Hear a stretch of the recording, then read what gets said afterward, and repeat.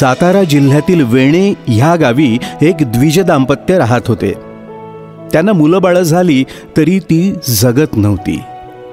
हा आपला दैवदोष आहे म्हणून त्या उभयतांनी कुलस्वामी श्री ज्योतिर्लिंगाला प्रार्थना केली. नवस बोलला की देवा, आता आम्हाला जी मुलं होतील ती दीर्घायुषी होऊ देत. त्यातील पहिले मूल जे होईल ते मी तुझ्या चरणावर वाहीन. पण देवा, हा आमचा दैवदोष तुझ्या कृपेने आता दूर होऊ दे. भोळा दक्षिण केदारनाथ हाके सरशी त्या द्विज दाम्पत्याला पावला. त्यांना एक सुलक्षणी पुत्र झाला. त्याचं नाव ठेवलं माधव. आई वडिलांचे अनुपमेय वात्सल्य, त्या वात्सल्याच्या पायी त्यांनी बोललेला केदारनाथाचा नवस पुढे पुढे ढकलत नेला. लोभस बाळ माधवाला वय वर्ष 8वे लागले तेव्हा त्याच्या पित्याला अचानक तापाने सतावून सोडले. ह्या देहतापाचे कारण आपण न फेडलेला कुलस्वामी ज्योतिर्लिंगाचा नवसच आहे हे त्यानं ओळखलं. देहताप माझा दूर होऊ दे, मी तुझ्या नवस्फूर्तीला विना विलंब येतो, अशी त्यानं पुन्हा केदारनाथाला प्रार्थना केली. आणि त्या प्रार्थनेसरशी त्याचा देहताप दूर झाला आणि मग माधवासह ते द्विज दाम्पत्य वाडी रत्नागिरीला येऊन दाखल झाले. कुलदैवताची त्यांनी प्रथम माफी मागितली. बाल माधवाचे व्रतबंध कार्य त्यांनी तिथंच उरकलं. हा लोभस सद्गुणी पुत्र आता देवाला वहायचा. त्याच्या वियोगानं या मात्या पित्यांचं अंतःकरण तीळ तीळ तुटत होतं. एकीकडे ही वत्सल ममता तर दुसरीकडे त्यांची नवसपूर्तता. ह्या दोन्ही विचारांच्या कात्रीत त्या माय पित्यांची काही दिवस पूर्ण निद्रा उडाली. आणि मग एके दिवशी वज्रासारखे मन घट्ट करून ते उभयता माधवाला घेऊन मंदिरात केदारनाथासमोर येऊन प्रार्थित झाले. देवा, तू आमचा कुलस्वामी. माझ्या कुळाला लागलेला दोष, आम्ही केलेल्या नवसाला त्वरित उभा राहून तू दूर केलास. तुझ्या कृपेने माझा उद्धार झाला, माझ्या कुळाचा उद्धार झाला. माझ्या हाकेसरशी मला तू सद्गुणी पुत्र दिलास. हा नवस फेडण्यासाठी माझ्याकडूनच दिरंगाई झाली, ह्याबद्दल देवा तू आम्हाला क्षमा कर. आज तुझा हा गुणी बाळ तुलाच अर्पण करीत आहे. तूच त्याचा सांभाळ कर. येतो आम्ही. क्षमा कर आम्हाला, दया कर. अशी करुणा केदारनाथाला भाकून वात्सल्य प्रेमाला आवर घालीत ते उभय माता पिता माधवाला तिथंच सोडून आपल्या वेणे गावी निघून गेली. ह्या घटनेचा 8 वर्षांच्या गुणी बाळावर माधवावर खोल परिणाम झाला. त्याला जाणकार बुद्धी प्राप्त होत चालली होती. जीवनाअंती सुखदुःखामुळे येणारे नैराश्य बालपणीच गुणी माधवाने ओळखले. ह्या जगी कोणीही कुणाचे नाही हा मोहमायेच्या जंजाळातील सामान्य सिद्धांत त्यानं वेळीच ओळखला. परमेश्वराची असीम कृपा हेच मनुष्याच्या जीवनाचे यथार्थ ध्येय होय.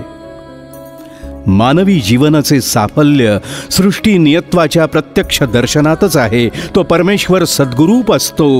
आपला कुलस्वामी श्री केदारनाथाजवळ ते सर्व ऐश्वर्य आहे अशी त्याची श्रद्धा बालवयापासूनच वाढीला लागली. मात्या पित्यांच्या सेवेचं भाग्य लाभलं नाही तरी चिलया श्रावण बाळापरी ह्या बाळ माधवांचे सामंजस्य होते. ध्रुव बाळाप्रमाणे प्रल्हादाप्रमाणे त्याची अनंत कोटी ब्रह्मांड विनायकांच्या चरणाचा शोध घेत बुद्धी निघाली होती. भिक्षान देही म्हणून माधुकरी मागावी, केदारनाथांच्या मंदिरी शयन करावे, यातच अध्ययनाशिवाय माधवला ज्योतिषशास्त्राची आवड लागली. पंचांग उघडून बसला की येणारे भाविक त्याला ज्योतिष विचारू लागले. परमेश्वराच्या कृपेमुळे त्याचे भविष्य तंतोतंत खरे ठरू लागले. त्याची ख्याती उत्तरोत्तर वाढतच जाऊ लागली. त्यांच्या कानी प्रत्यक्ष केदारनाथांचे शब्द पडू लागले आणि थोड्या कालावधीतच प्रत्यक्ष केदारनाथांचा माधवला आदेश झाला, अरे माधवा, कोल्हापूरला जा, तुझा सद्गुरू तुझी वाट पाहत आहे, जा, आता इथं कशाला राहतोस? प्रत्यक्ष कुलदैवतेची आज्ञा मान्य करणे माधवला भागच होते. माधवनी ऐन तारुण्यात पदार्पण केले होते. त्यांनी कोल्हापूरचा मार्ग धरला. शुक्रवार धर्मशाळेजवळील श्री हनुमान मंदिराजवळ श्रीकृष्ण सरस्वती महाराज दळवी, लाड, रामदास आदी काही भक्तांसमवेत उभे होते. त्यावेळी द्रविड प्रांताचा म्हणजेच मद्रासी ब्राह्मण पंचगंगेचे स्नान करून श्री महालक्ष्मीच्या दर्शनासाठी निघाला होता. वेद पारंगत असा तो ब्राह्मण मूळ दत्तभक्तच होता. त्या द्विजाने महाराजांची दिव्य मूर्ती, अलौकिक तेज पाहून एका व्यक्तीस हळूच खुणेने विचारले, हे कोण? तो मनुष्य म्हणाला, आमच्या कोल्हापूरचे हे दत्तावतारी श्रीकृष्ण सरस्वती महाराज आहेत. त्या द्विजाने मनी विचार केला, आपण परत जाऊन आणखी एकदा पंचगंगेचे स्नान करू, परंतु या दिव्य विभूतीचे प्रथम दर्शन घेऊ, असे म्हणत त्याने महाराजांचे चरणी येऊन तो नतमस्तक झाला. महाराज त्याला त्याच्या द्रविड भाषेत म्हणाले, काय भटजीबुवा, परत जाऊन कशाला स्नान केले पाहिजे? तुमचे सोवळे काही बिघडले नाही. स्वतःच्या माय बोलीतील हे शब्द ऐकताच त्या द्विजाने इंदू कोळी तेज किरण हे दत्तात्रेयांचे संस्कृतमधील करुणाष्टक म्हणायला सुरुवात केली. आणि ते करुणाष्टक म्हणत असताना महाराजांच्या चरण दर्शनाच्या विचारात तो पुढील स्तोत्र म्हणायचे विसरूनच गेला. आणि महाराजांनी लगोलग त्या स्तोत्राची पुढची आठवण त्याला पुढील चरण म्हणून करून दिली. त्याप्रमाणे ते स्तोत्र त्याने म्हणून पूर्ण केले. परंतु महाराजांच्या ह्या अलौकिक अंतरसाक्षी सामर्थ्याने त्याची मती अधिकच गुंग होऊन गेली. माझे पठण इथेच पूर्ण झाले असे म्हणून महाराजांच्या भक्तिप्रेमाच्या लहरी त्याच्या अंतरात अधिकाधिक उसळून गेल्या. ही घटना पाहणाऱ्या अनेक जणांच्या समूहात वेणी माधव देखील होते. कुलस्वामी केदारनाथाने सांगितलेला सद्गुरू हाच तर नसेल? ह्या विचारात माधव असतानाच, काय भटजीबुवा, तुम्ही आणि कुठे सद्गुरू पाहताजी? खूण कळली नाही काय तुमच्या केदारनाथाची? ह्या वचनाने वेणी माधवाकडे महाराजांनी टाकलेला तो पहिलाच कृपा कटाक्ष वेणी माधवांच्या ऐहिक आणि पारमार्थिक उन्नतीला हाच प्रसंग कारणीभूत ठरला. विनम्रपणे वेणी माधवांनी येऊन श्री गुरूंना प्रणिपात केला. महाराजांनी त्यांना उठवून हृदयाशी धरले. माय पित्याच्या प्रेमाला पोरका झालेल्या माधवांना आईचे वात्सल्य आणि पित्याची माया महाराजांनी त्यांना मारलेल्या मिठीत प्रथमच अनुभवण्यास मिळाली. माधवांच्या मनाला वाटणारा एकाकीपणा कुठल्या कुठे दूर पळाला. एक मोठा आधार, भवारणवीचे तारू श्रीकृष्ण सरस्वती दत्त महाराज स्वतःला मिळाल्याबद्दल माधवांना विशेष धन्यता वाटू लागली. महाराज त्यांना वेण्या अशा लढिवाळपणेच नेहमी संबोधित असत. वेणी माधवांनी प्रथम श्री महालक्ष्मीच्या मंदिरात वस्ती केली. प्रभाती पंचगंगेचे स्नान, दुपारची माधुकरी झाली की संपूर्ण दिवस माधव महाराजांच्या मिळेल त्या सेवा कार्यात रममाण झालेले असत. वेणी माधवांच्यावर श्रीकृष्ण सरस्वती महाराजांचे विशेष प्रेम होते. केदारनाथाचे तर त्यांच्यावर कुलदैवत म्हणून प्रेम होतेच. महाराज एकदा वेणी माधवांना म्हणाले, अरे वेणी, जा जा डोंगरावर, तुला तुझा कुलस्वामी ज्योतिबा बोलवतो आहे. ज्योतिबाला गेल्यानंतर माधवाला ज्योतिबा म्हणाले, अरे तुला तुझा सद्गुरू बोलवत आहे, जा त्याच्याकडे कोल्हापूरला. आणि या येरझारीमुळे वेणी माधव मनोमनी वैतागलेले होते. श्री गुरु आणि ज्योतिबा यांनी मांडलेल्या या खेळातून आपण दूर कुठेतरी जाऊया म्हणून त्यांनी आई म्हसाई म्हणजेच महिषासूर मर्दिनीकडे निवांत निवाऱ्यासाठी धाव घेतली. विशाल सह्याद्री पर्वतातील घनघोर अरण्यांनी वेष्टलेली म्हसाईची ती 7 पठारे. याच पठारावर महिषासुराला जगदंबेनं ठार मारला. महिषासुराला मारले म्हणून तिला म्हसाई म्हणतात. याशिवाय सप्तशती आणि देवी पुराण प्रसिद्धच आहे.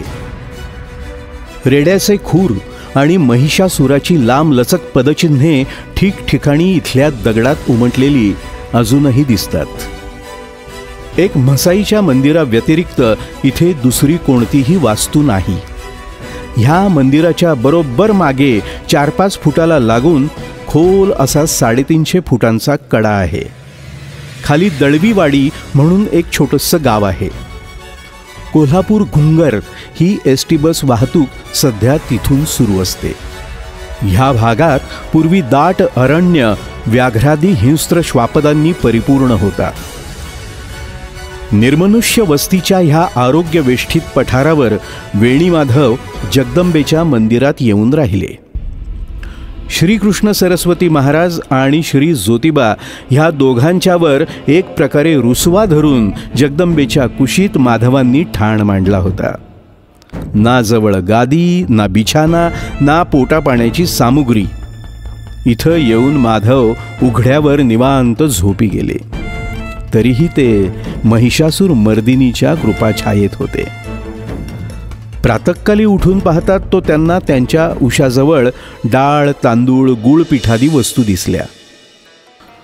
विसरून जाण्याजोगे इथं कुणीही आले नसताना ही शिधा सामुग्री इथं कशी काय हा प्रश्न त्यांना पडला. आणि मग हा जगदंबेचाच प्रसाद असं त्यांनी मानलं. स्नान, संध्या, पूजाविधी आटपून त्यांनी त्या अन्नाचे ओदण करून नैवेद्य जगदंबेच्या चरणी ठेवला. आणि मग तिथूनच त्यांनी श्री गुरु आणि केदारनाथांना तो नैवेद्य दाखवला आणि पंचारती म्हणून तो नैवेद्य प्रसाद भक्षण केला. असा पहिला दिवस गेला. दुसऱ्या, तिसऱ्या, चौथ्या दिवशी आणि असेच पुढे 8 दिवस निघून गेले. रोजच्या रोज सकाळी उठून पाहतो तो त्यांच्याजवळ तशीच अन्नसामग्री असायची. अन्नसामग्री मिळाली तर जंगलात जाऊन लाकूड काट्याकुट्या जमवून ते शिजवण्याचा त्रास माधवांना होत असे. अशा त्रासातच वेणी माधवांनी जगदंबेच्या पुढ्यातच मग शब्द पुटपुटले. रोजच्या रोज अशी शिधा सामग्री कशाला कोण देत असते? तयार जेवण दिले तर कुठे काय बिघडणार आहे की काही विशेष सायास पडणार आहेत ते घ्यायला?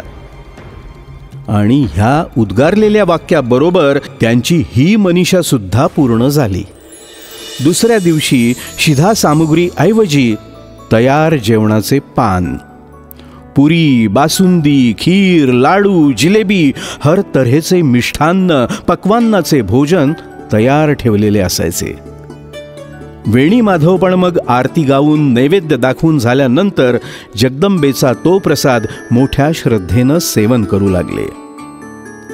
अशा मिष्ठ भोजनाच्या मेजवानीत आणखी काही दिवस गेले आणि मग त्यांना तिथेच जगदंबेच्या सान्निध्य निजबोध झाला. अशा निर्मनुष्य अरण्यात रोजच्या रोज मला ही त्रिपुर सुंदरी जगमाय मिष्ठ भोजन जेऊ खाऊ घालते, याचे कारण काय असावे? एवढी माझ्याजवळ काय योग्यता आहे म्हणून ह्या जगदंबेनं त्रिभुवनाचा व्याप सांभाळत एकाकी पडलेल्या निर्मनुष्य वनात तिने माझ्या जेवणा खाण्याचे लाड अशा विशेष प्रमाणात करावेत? एवढी माझ्यात कोणती विशेष योग्यता आहे? याचे उत्तर या देवी सर्वभूतेषु बुद्धिरूपेण संस्थिता नमस्तस्ये नमस्तस्ये नमस्तस्यै नमो नमः अशी तिची थोरवी आहे. त्याच जगन्माय त्रिपुर सुंदरीने वेणी माधवाच्या बुद्धीला पटवून दिले की श्रीकृष्ण सरस्वती दत्त महाराज साक्षात परब्रह्म अनुसयात्री संभूत दत्तात्रेय हे या कलियुगाचे समय पुरुष आहेत. त्यांच्या सेवेचा, शिष्यत्वाचा दुर्लभ असा महालाभ आपल्याला महत्भाग्याने लाभला आहे. आणि म्हणूनच आपले लाड या जगदंबेने केले आहेत. आणि मग या विचारात त्याचे नयन काठोकाठ भरले. जगदंबेच्या पुढ्यातच श्री गुरूंच्या प्रेमाची अश्रुगंगा भडभडून वाहू लागली. त्या अश्रुगंगेच्या पुरात जगदंबेला शेवटचा एक साष्टांग प्रणिपात त्यांनी केला आणि विनम्रपणे त्यांच्या मुखी शब्द उमटले, आई, आजपर्यंत या जंगलात तूच मला सांभाळलेस. मनात इच्छा होईल तो पदार्थ तूच मला जेवू खाऊ घातलास. आता मी जातो गुरु माऊलींच्या सेवेला. आता मला तूच शक्ती सामर्थ्य दे. आणि मग जगदंबेला निरोप देऊन माधवाने ते म्हसाई पठार सोडले. स्थळ काळाचा मनात कोणताही विचार नाही. आणि मग पुन्हा त्याच घनघोर अरण्यातून त्याने महाराजांचे चिंतन मनन करत कोल्हापूर गाठले. माधव म्हसाईला गेले आणि सुखरूप परत आले. सह्याद्री पर्वतातील त्या घनघोर व्याघ्र वराहादी श्वापदांनी, विंचू इंगळ्या आणि हजारो प्रकारच्या सर्व नागांनी भरलेल्या त्या अरण्यातून जाताना आणि पुन्हा येताना ह्यावेळी माधवांच्या वाटेला एक सुद्धा किरडू फिरकले नाही. श्रीकृष्ण सरस्वती दत्त महाराजांच्या प्रेमाचा आणि भक्ती चिंतनाचाच हा प्रभाव आहे. वेणी माधवाच्या मनाला महाराजांच्या दर्शनाचा ध्यास लागला होता. महाराजांच्या चिंतन मननात निघालेल्या माधवाची भीती व्याघ्र डुकरांना वाटत होती. हे मुक्तीनंतर महाराजांनीच इतर भक्तांना सांगितले आहे. जेव्हा माधवाने वैराग्यमठीत पाऊल ठेवले तेव्हा महाराज घाईगडबडीत इतर भक्तांना माधवाविषयी उद्गारले, पकडा पकडा, या सावजाला आधी पकडा आणि बांधून ठेवा. व्याघ्रादिकासी पळवी, वनी जिव्हेचे भोग अनुभवी, तोची येथे आला गोसावी, ब्रह्मरसचनी दाऊयासी. नमस्कार करीत असलेल्या वेणी माधवांना मग महाराजांनी आपल्या हाताने धरून उठवले. त्यांना दृढ मिठी मारून आत एकांती नेले आणि त्यांच्या कानी महाराजांनी मंत्र दीक्षा दिली. प्रत्यक्ष महाराजांकडूनच दीक्षा मिळाली. त्याच क्षणाला माधवाच्या जीवनाचे सार्थक झाले. महाराज, आता तुमच्या जवळ मला ठेवा, ही कळकळीची विनंती माधवांनी महाराजांना करता त्या विनम्र भावाचा महाराजांनी मंद स्मिताने स्वीकार केला. वेणी माधव कधी महाराजांच्या जवळ तर कधी ज्योतिबाच्या डोंगरावर असत. असेच ते एकदा ज्योतिबाला असताना महाराजांच्याकडे एक परगावचे जोडपे पुत्र अभिलाषेने दर्शनासाठी आले आणि त्यांनी त्यांना पुत्रप्राप्तीविषयी गाऱ्हाणे घातले. महाराज त्यांना म्हणाले, तुमच्या नशिबी संतान नाही. प्रत्यक्ष समर्थ ज्ञानी परमात्म्याच्या मुखातून निघालेल्या त्या शब्दाने ते जोडपे निराश मनाने प्रारब्धाला दोष देत महाराजांना परत साष्टांग दंडवत घालून बाहेर पडले. कुलदैवत ज्योतिर्लिंग केदारनाथाचे दर्शन घेण्यासाठी मग ते जोडपे डोंगरावर आले. यथासांग देवदर्शन पूजा झाल्यानंतर त्यांनी ज्योतिष विशारद या वेणी माधवांचा लौकिक ऐकून भेट घेतली. पुत्रप्राप्तीची मनीषा त्यांनी वेणी माधवांना सांगितली. स्थिर केलेली पंचांगावरची नजर काढून पोथी पंचांग गुंडाळत माधव त्यांना म्हणाले, चला आपण कोल्हापूरला जाऊया. माझे गुरु परमदयाळू आहेत. तुम्हाला ते जरूर पुत्ररत्न देतील. आणि मग ते तिघेजण कोल्हापूरला वैराग्यमठीत श्रीकृष्ण सरस्वती महाराजांच्या दर्शनास आले. दर्शन घेऊन वेणी माधव श्री गुरूंना म्हणाले, महाराज, ह्यांना मूलबाळ नाही. तुम्ही त्यांना एक पुत्ररत्न द्या ना. माधवाने आपल्या लाडक्या शिष्याने केलेली ती मागणी महाराज अमान्य तरी कसे करतील. भक्ताधीन आणि भक्ताभिमानी ही बिद्रावळी महाराजांची होती. आपल्या लाडक्या शिष्याने केलेल्या मागणीनुसार महाराजांनी एक श्रीफळ एका भक्ताकडून मागून घेतले आणि ते श्रीफळ त्या जोडप्याच्या हाती देत ते म्हणाले, त्याने त्या वेणी माधवाने मागितले तेच आम्ही दिले, त्या सत्य केले पाहिजेच. त्या श्रीफळाचा प्रसाद त्या पत्नीने ओट्यात घेतला. हर्षभरीत झालेल्या मनाने, श्रद्धायुक्त अंतःकरणाने महाराजांच्या चरणावर परत साष्टांग नमस्कार घातला. महाराजांचा आणि वेणी माधवांचा निरोप घेऊन ते जोडपे प्रफुल्लित होऊन स्वग्रामी निघून गेले. आणि मग दुसऱ्याच वर्षी त्यांना सुलक्षणी असा पुत्ररत्नाचा लाभ झाला.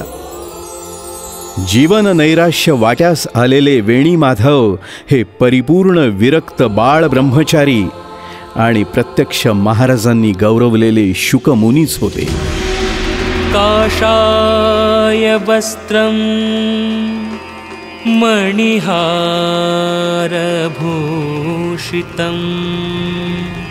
सिंहासनस्थ श्रितभक्तव्यापितम् अनाथनाथं करवीरवासिनं श्रीकृष्णदेवं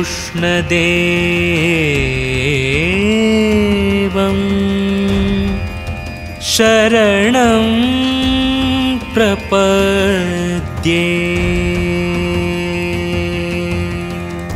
श्रीकृष्णसरस्वती दत्त महाराज की जय.